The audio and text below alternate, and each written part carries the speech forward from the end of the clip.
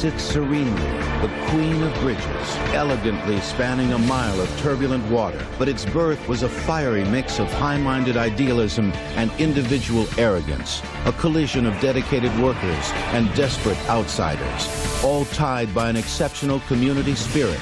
Now, the extraordinary story of the Golden Gate Bridge on Modern Marvels.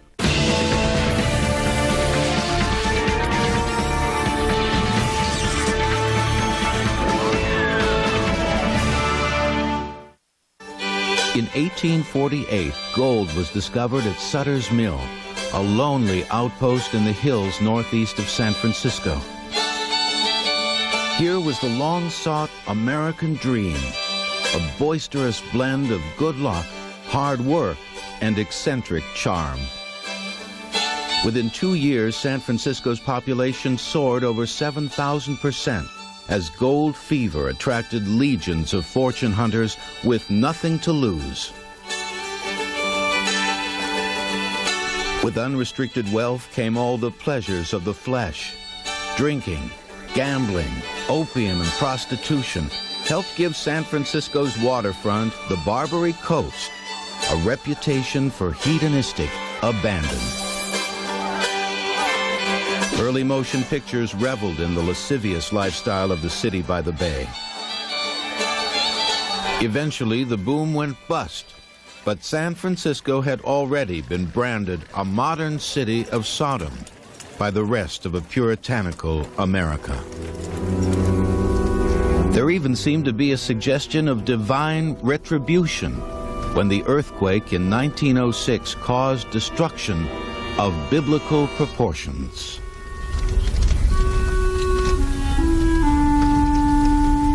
Yet San Francisco and its bawdy spirit stood firm. Out of the ashes arose a people even more determined to revel in the zeal of independence. They were the vanguard of a bold 20th century America.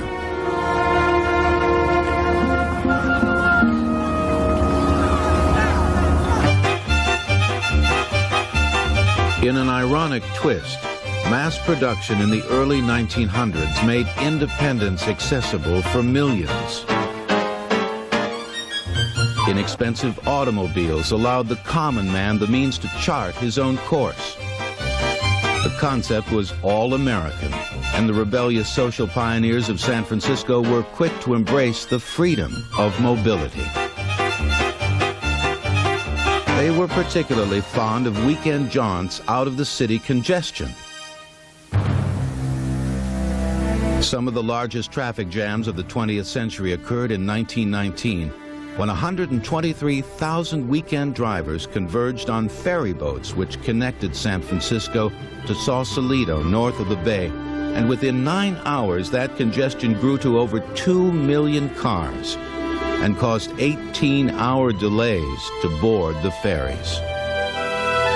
The only alternative was a 100-mile circular route around the bay, or a bridge across the Golden Gate Strait. Until that time, people generally accepted that it would be impossible ever to bridge the Golden Gate. But now the area's growth demanded that the impossible at least be attempted. The city turned to Joseph Strauss, a recognized bridge engineer who reveled in accepting monumental challenges. He had a mixed reputation among his peers. He was seen as arrogant, rude, short-tempered, perhaps the most brilliant bully of his time. Strauss had built bridges for San Francisco in the past, like this 4th Street Bridge. His work was structurally sound but notoriously unattractive and overwrought. Well, he reveled in the challenge. After 3 years of computations and research, Strauss came up with a master plan, a large lumbering monstrosity with little practicality or beauty. Reaction was universally unenthusiastic, but he was hungry for the prestige a Golden Gate Bridge would bestow. Joining forces with a quickly organized team of academic engineers, Strauss submitted new designs based on the suspension bridge concept. The idea is similar to erecting 2 tent poles and then breaking a clothesline over the points and anchoring the ends. Vertical lines are then dropped to hold and suspend a horizontal surface. The result allows for greater height between the surface of the water and the roadway, as well as a wide passage for ship traffic. These accommodations to shipping were essential for any structure to span the Golden Gate, so this is the concept Strauss and his men finally promoted. Strauss was a great outside man. He had tremendous engineers with him, but he could go into any meeting and almost captivate them. He had great verbal communication skills. He also had a design of unusual architectural beauty, guaranteed to solve the dilemma of Bay Area traffic congestion on the ferry system. Unfortunately, that ferry concession was big business for its owner, the Southern Pacific Railroad Company. It held a monopoly on the franchise worth tens of millions of dollars, which it would lose if a bridge were to be built. To stop the project, Southern Pacific mounted over 2,300 legal disputes. It took an area-wide boycott of the ferry system to force Southern Pacific to drop its nuisance lawsuits. But the people of the Bay Area would be asked to do much more to make the bridge dream come true. 9 years after the bridge was first proposed, the Depression was threatening to tear apart the social fabric of America. There was barely enough money for food, certainly insufficient funds for government to finance the largest bridge project in human history at a proposed cost of $35 million. Still, men needed work, and San Francisco needed a bridge. Then what happened is something that I submit very few people in today's world would ever consider doing, but they held an election in which the people of the 6 counties went to the polls and they put up their property, that is their homes, their farms, their vineyards, their commercial buildings, as a collateral to guarantee a $35 million bond issue to pay for the construction of the bridge. And I doubt that there are many people today that would put their homes up as a guarantee and collateral on the property tax to build any type of a public works project. But that's what happened. The civic pride was contagious. Even financial institutions were ready to put themselves on the line for the public good. A.P. Giannini, the Bank of America founder, felt that as a result of the Depression, jobs were necessary, and he offered a $5 million line of credit to go ahead and begin construction of the bridge. So with no government support, the people of San Francisco set out to demonstrate how self-determination and self-reliance could change the world. The bridge they were about to erect would be a link to a better life, a road suspended over the rough currents of hardship, a connection to the future.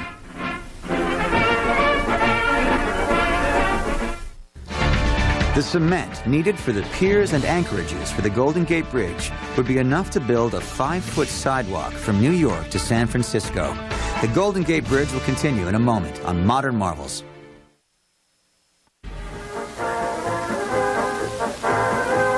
January 1933, on a barren finger of land by turbulent waters, official ceremonies usher in a new age as the president of the Golden Gate Bridge Company assists the mayor in starting construction. Mayor Rossi begins the actual groundbreaking ceremonies by turning the first shovelful of earth. He then delivers the golden spade to President William P. Filmer, who instructs Chief Engineer Joseph B. Strauss to start actual construction work on the bridge. And so the maximum accomplishment of engineering science of the 20th century is officially launched. At last, a glimmer of hope that seemed so distant was turning into physical reality. Where there was once only the gloom of depression was the roar of industry. A city on the edge of America was fighting for its future with a giant-sized dream. It attracted a nation of men hungry for work. Well, I loved that Golden Gate so bad that, man, I would have worked there for nothing if I could get by without any money.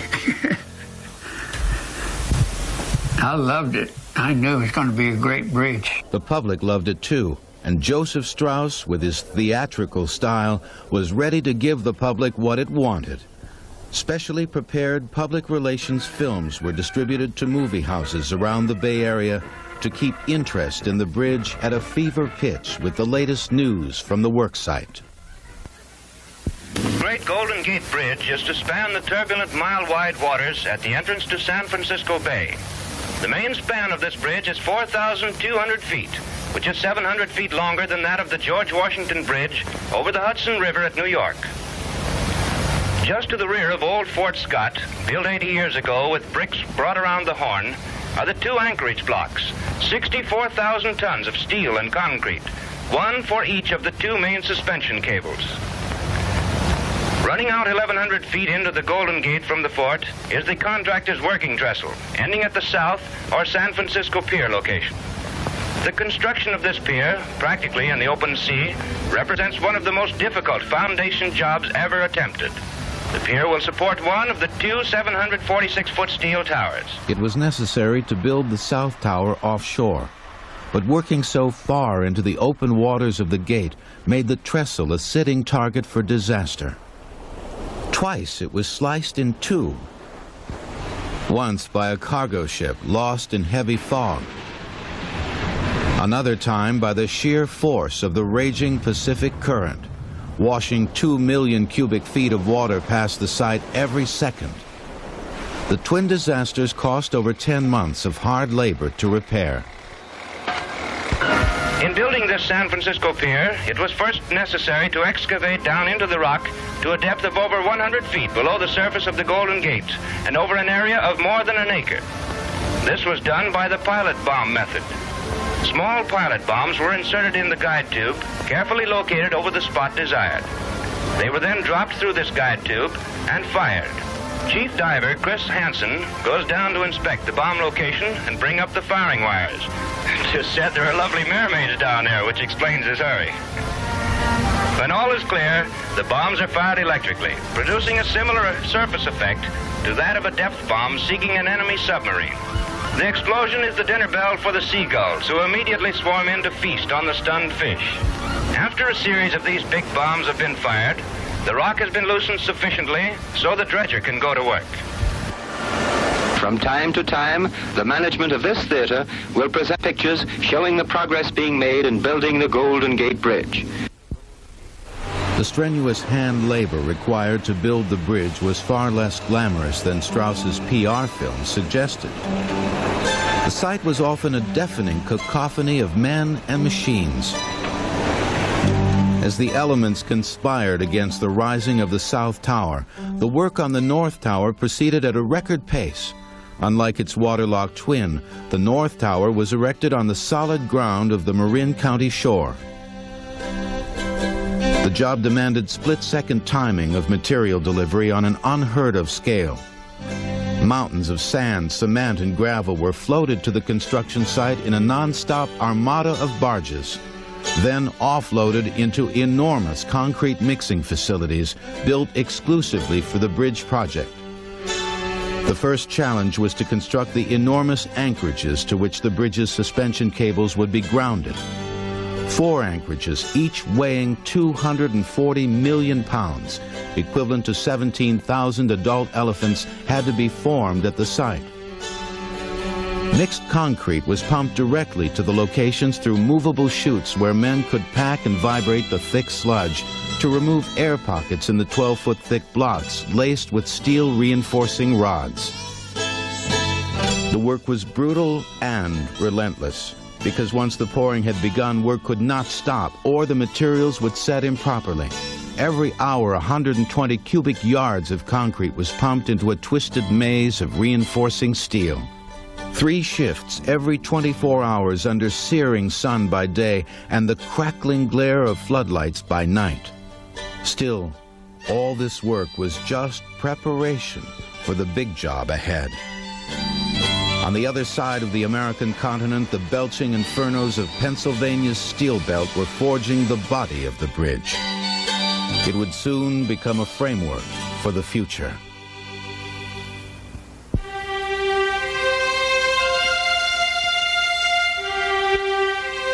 The Golden Gate was named by early settlers who understood that the rugged body of water represented a door to the golden opportunities of North America's final frontier.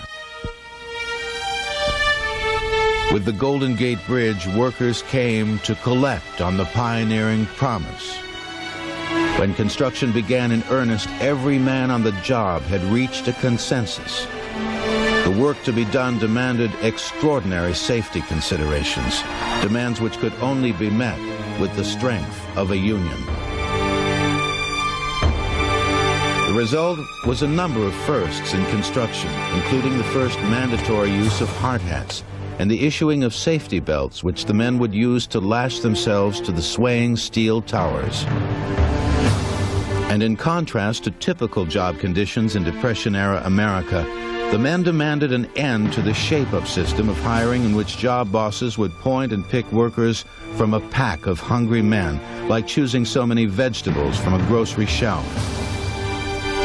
At the Golden Gate Bridge, workers were respected for their ability to do the job right. 70,000 tons of steel composed the structure. Huge girders which would support the North Tower were embedded in 98 million pounds of concrete. Massive panels were assembled at the site into 5,000 cells, which formed the body of the towers. Then 600,000 rivets on each tower connected the pieces. The process of pounding the white-hot rivets was a construction ballet. One mistake could drop molten metal on the heads of men below. Meanwhile, the riveters themselves seemed to contract a strange Golden Gate disease. Dozens of men began losing hair, losing teeth, becoming disoriented and unstable. Chemists soon discovered that when the hot rivets made contact with the primer paint on the steel, deadly invisible vapors were inhaled by unsuspecting workers. Respirators quickly became standard equipment. But work moved fast, many times ahead of schedule, thanks to the competitive spirit of the men. You had to be quick and strong and a lot of guts. Climb like a monkey and be as agile as a cat. And be scared of nothing, work hard, drink like hell, take care of all the women, all the Lucy's. Oh, they loved us. Many women thought the bridge workers were a good catch. After all, these men had jobs and earned up to $11 a day, quite a novelty in 1933. Other men waited in campsites beneath the bridge, waited for bridge workers to lose their nerve or lose their lives, creating an opportunity for them to find a job on the project. These were desperate times, and just the scent of opportunity would drive men to desperate measures. Soon, those who envied the bridge workers would not be content to sit and wait any longer.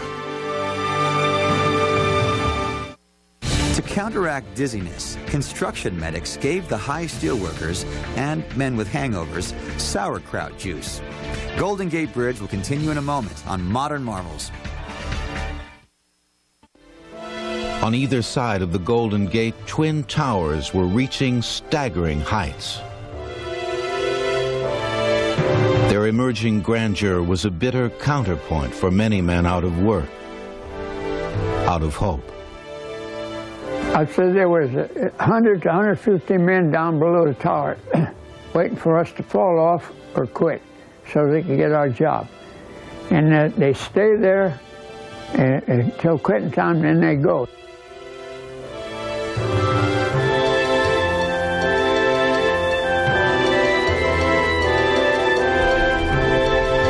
The Depression was taking a serious toll on the morale of the entire country. But in San Francisco, the tensions erupted. 1934, longshoremen went on strike, demanding that they enjoy some of the same working conditions as the men on the Golden Gate Bridge. On the 4th of July, they picketed the docks. The following day, they were the targets of overzealous cops.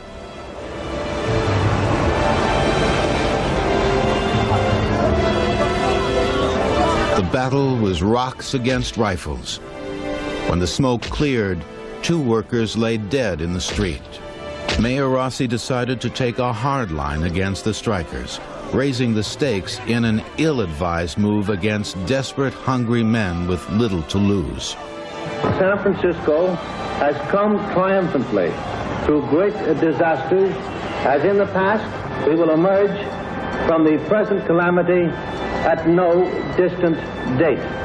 As to those in this city who willfully seek to prolong strife, either for their own selfish ends or for the overthrow of this government and of the government of the United States, all of the forces at my command will be brought to bear to prevent their carrying out their plans. Instead of putting out the fire, he had fanned the flames. The strikers' struggle won emotional support across America. The ship owners are out to smash the powerful West Coast maritime unions, and we know that if they succeed, they will attempt to smash us next. A defeat for our West Coast brothers is a defeat for all maritime unions. This is our fight, and we're out to win. In San Francisco, the public was alarmed by the attack on the dock workers.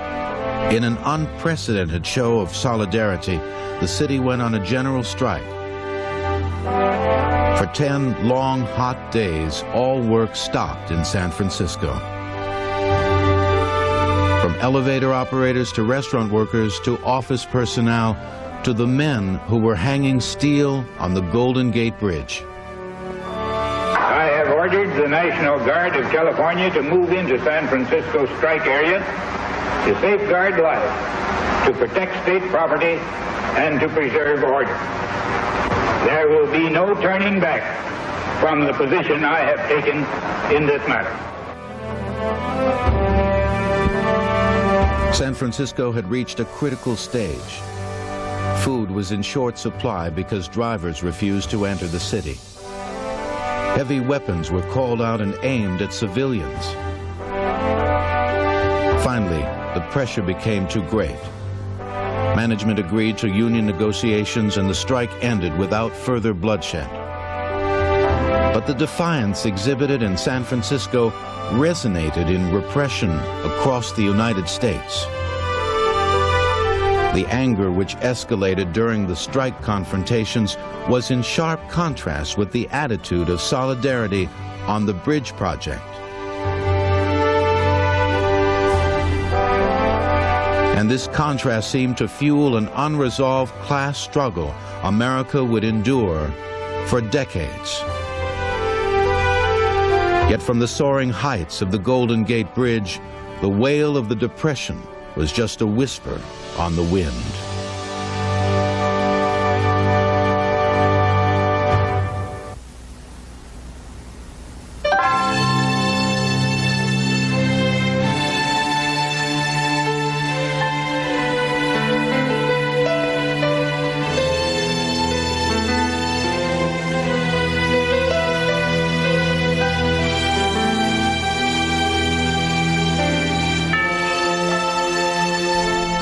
By his own account, Al Zampa was one of the toughest SOBs ever to hang steel. He was still in his early 20s when he danced the slick, narrow girders of the Golden Gate. I was the youngest, and everybody there was amazed that I could do that work. You know, most guys learn, and they tried, but they couldn't make it. They got scared.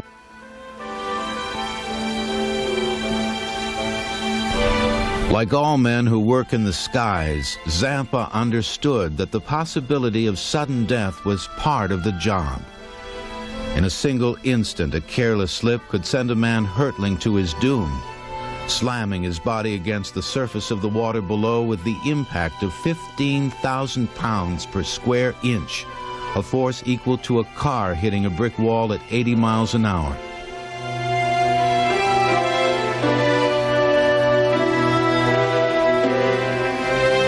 To offer some measure of protection and to boost the confidence of the workers, a trapeze net was suspended 60 feet under construction areas. The first time this safety measure had ever been used on a bridge project.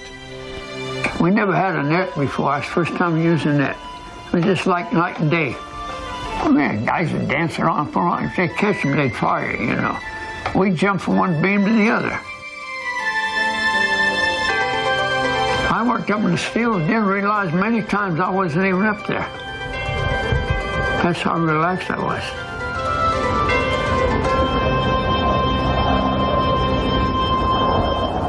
The net offered psychological reassurance to most of the men, but Al Zampa fell from an area of the North Tower where the slack fabric was improperly suspended over hard ground.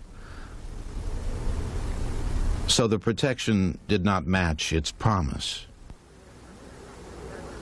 We had the net, we didn't have to worry. Oh, hell yeah, I'll hit the net. Well, when I went down, I wasn't scared. I figured the net's going to catch me. You know, where the net was on the ground. And you don't pull it up tight, you know. And I hit the net. I flipped 3 times, you know. And I came down and flat on my back. Cracked 4 vertebrae. Hell, it would have killed another guy. And never even knocked me out. After 12 weeks frozen in traction, Zampa had to learn to walk again like an infant taking its first tentative steps. But he had earned his admission into a select fraternity.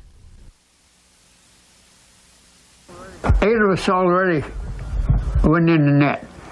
And the first 2 guys got hurt. I was the only one that got hurt bad. His miracle survival attracted the attention of the tabloids. They suggested a name for Zampa and his fallen comrades.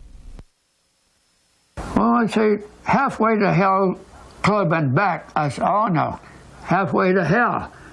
Because, why? He said, well, we're only halfway. We didn't die. We're only halfway. He said, okay. I said, besides, most iron workers go to hell anyway.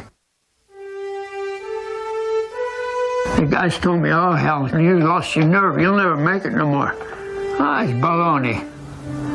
So when I got out of the hospital, I went out and walked over that place. Didn't bother me at all. But it had me thinking, oh, I got a little white, a little lightheaded, you know. I know I could do it. I'd done it. Al Zampa's injury was part of the economic equation of the undertaking. When the project began, it was generally accepted that 1 worker would be killed for every $1 million spent on construction. As Joseph Strauss completed his blueprints for the bridge, he assumed that nearly 3 dozen men would never see the completed job, that the bridge would become the place where widows and orphans would go to remember the husbands and fathers they loved and lost. As it turned out, safety considerations resulted in a loss of only 1/3 of the estimated death, primarily due to a single accident on February 17, 1937, when a moving scaffold slipped off the bridge and through the protection net below, effectively lashing 10 men to the heavy steel and dragging them to their doom in the icy waters of the gate. I think I'm special. I always thought I was. After I worked on them bridges, I said, I know I'm special.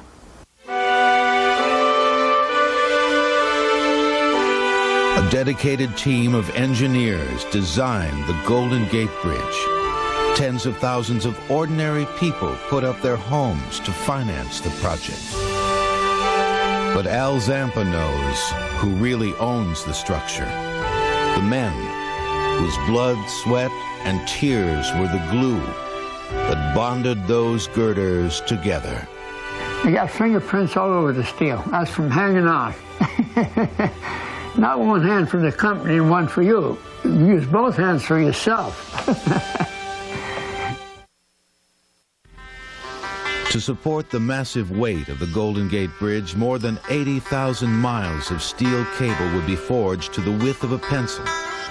Shipped to the bridge site, these coils were joined into 30-mile lengths with a special cable splice. Screws were first embossed into the wire by hydraulic presses. Then a threadless sleeve was slipped over two adjoining ends and molded together under tremendous pressure to fill the grooves and seal the bond. These connections were stronger than the steel wire itself. Bridge wire was specially designed for the Golden Gate Bridge from carbon and alloy steel flat wire, meeting exacting characteristics. Samples from each roll were tested for elongation and strength exceeding 235,000 pounds per square inch. In the end, these flexible wires would be part of 3-foot-thick cables, but it was necessary to weave the cables on site, 746 feet above the water surface in brutal wind conditions which many times exceeded 45 miles an hour. At first, shipping lanes were closed so that the first strands could be dragged across the gate by Coast Guard vessels. Movements were choreographed by radio operators who directed pilots through the treacherous waters. Hello, Coast Guard. Hello, Coast Guard. South Tower talking. Go ahead, barge. Okay, we're coming across. Cranes lifted the first small strands to the top. Once the first few strands were in place, a mid-span work platform was lowered across the gap. The operation was not a complete success. The platform became stuck on the initial strands. Two bridgemen volunteered to crawl hand over foot across the swaying span to free the platform. In the vernacular of the bridgemen, this is called swimming the cable. Their act of bravery won them a place in the history books. Muggs Anderson and Clyde Hepworth unwittingly became the first men to cross the suspension of the Golden Gate. With these first few thin strands, the mighty cables would be bundled and draped over the steel tower superstructures. On either shore, the wires connected to massive adjusting rods, while 150-ton saddles over the top of the towers cradled the cable in place. A network of spinning wheel carriages transported 27,572 wires across the span, 6 wires at a time. Individual wires were placed by hand into a geometric pattern. Then radio transmissions instructed the opposing bases to tighten the stretch. Enormous reels of fresh wire were woven into the bridge with alarming speed. During one record-breaking 8-hour shift, 1,000 miles of wire were spun over the gate. This spirit of accomplishment allowed the suspension of the cables to be completed in only 191 days. But as the men cheered the arrival of the last strand on May 20th, 1936, they knew the job was far from over. Even before the cables were complete, 3,000 wooden pallets were attached, creating a swaying catwalk over the bay. From here, workers could supervise the last stage of the weaving, the compacting of the wire bundles.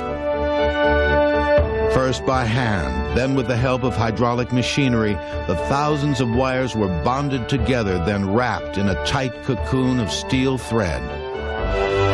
Every millimeter of the final cable was manicured by powerful metal fingers, then painted to assure a watertight seal.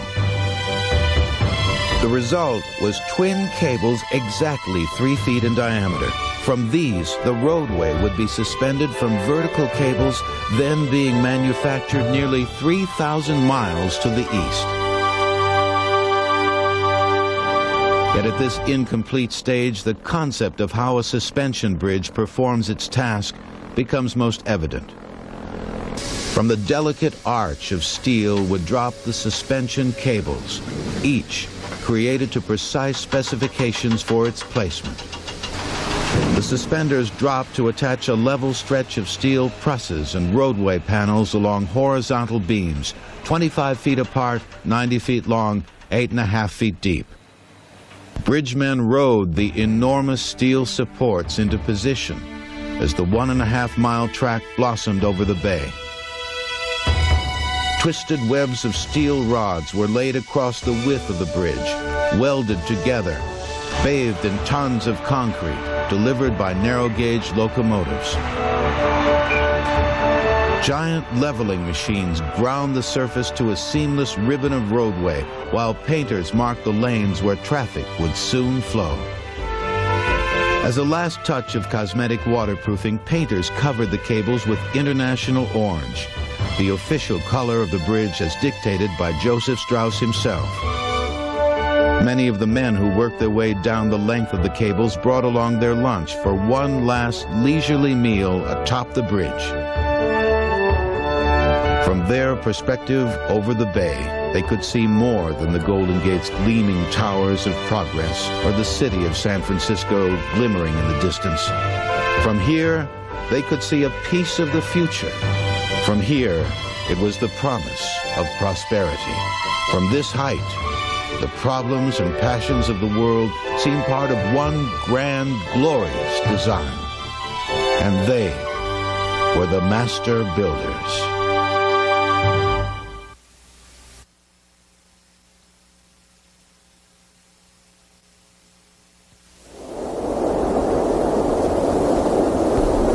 Nobody knows the name of the first pedestrian to walk the length of the Golden Gate Bridge. A blind woman and her guide dog were given that privilege the day before the structure opened to the public. It was the last private moment the bridge would ever have.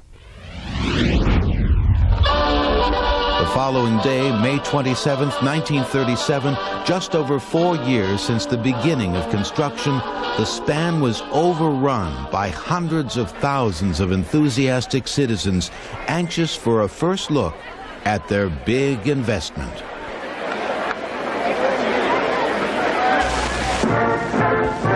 Festivities began with the driving of a ceremonial golden rivet at mid-span, hammered into place by Edwin Iron Horse Stanley, the same man who drove the very first rivet on the bridge 4 years earlier.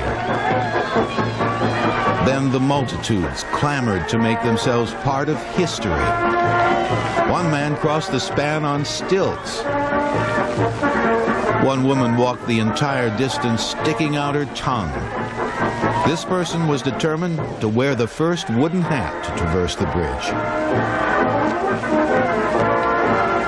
On the second day of the celebration, Joseph Strauss supervised the cutting of a symbolic steel chain, and cars were allowed to cross for the first time. It was clear that a new era was dawning, that the territory being bridged represented more than a finger of sea between two rocky shores.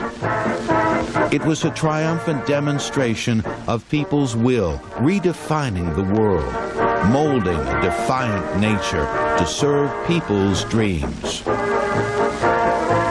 The joy was infectious. The celebration lasted a full 7 days and nights as marching bands and parade floats trumpeted a vigorous community, lifting itself from the shackles of the Depression.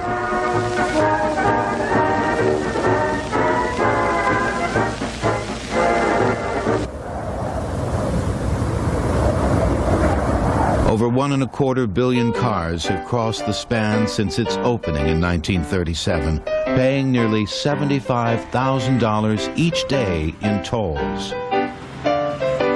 On July 1st, 1971, the entire cost of the bridge had been repaid through toll collection with interest. That figure was $150 million. Great projects often owe themselves to people whose vision exceeds rational expectations. In San Francisco, there stands a permanent reminder of one exceptional moment when dreams and determination fell into alignment. A moment that is celebrated with each passing car. A crew of 38 painters continually touches up the bridge with orange vermilion paint. Modern marvels will return in a moment.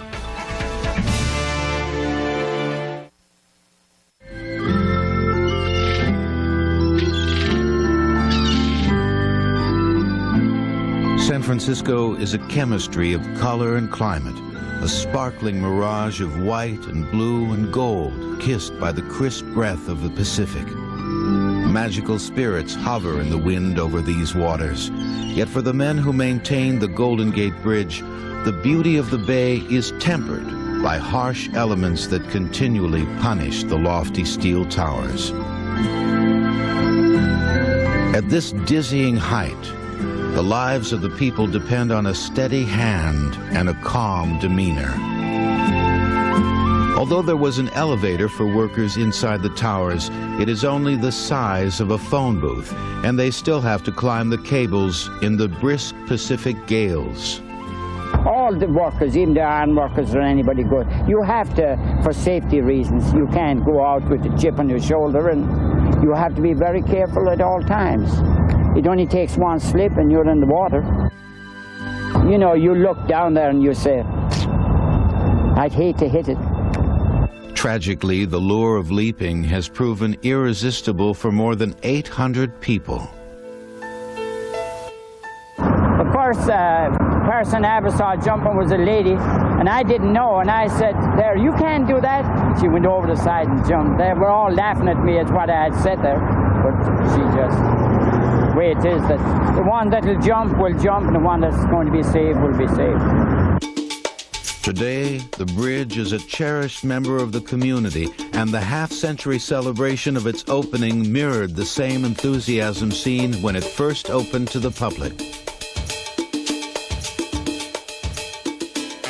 The 50th anniversary was a wonderful experience. The weather was fine. Although we had planned for 40 to 50,000 people, it was closer to 250 to 275,000 people at any one time out there on the bridge. We closed the bridge, and we started out, and we had a celebration that was probably one of the most magnificent ever held here in the Bay Area, but we had well over 300,000 people on the structure. And we had to stop transit at 5:15 in the morning because we couldn't accommodate any more people. We had both the south and north approaches jammed wall to wall with people. The bridge did flatten out a little. At a total weight of nearly 1 million tons, the bridge stood firm under the pressure of pedestrians. And experts agree it's likely to stand firm through most any natural or unnatural calamity.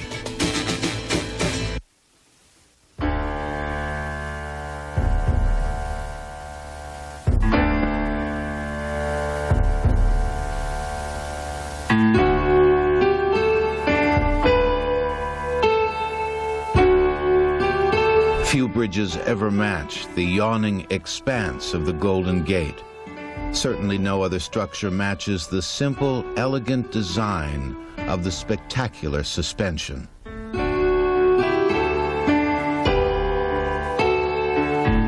Today it's difficult to imagine this turbulent stretch of sea without the Golden Gate Bridge linking the rocky shorelines.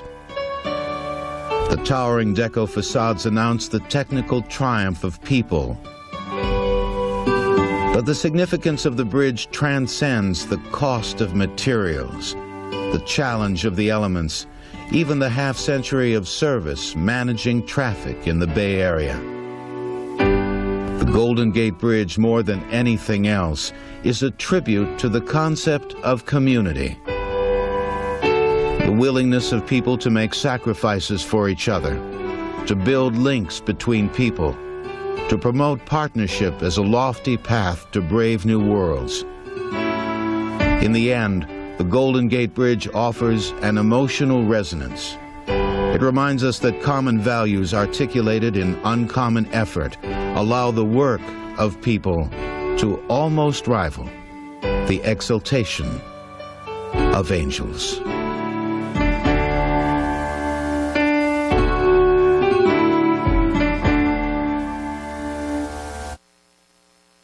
Tonight on the History Channel, when it comes to bridges, dams, blimps, cars, planes, and rockets, what could possibly go wrong?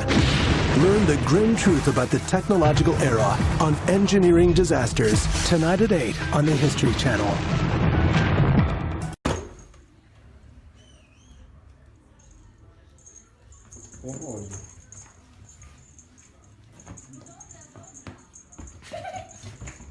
Normalnie nie.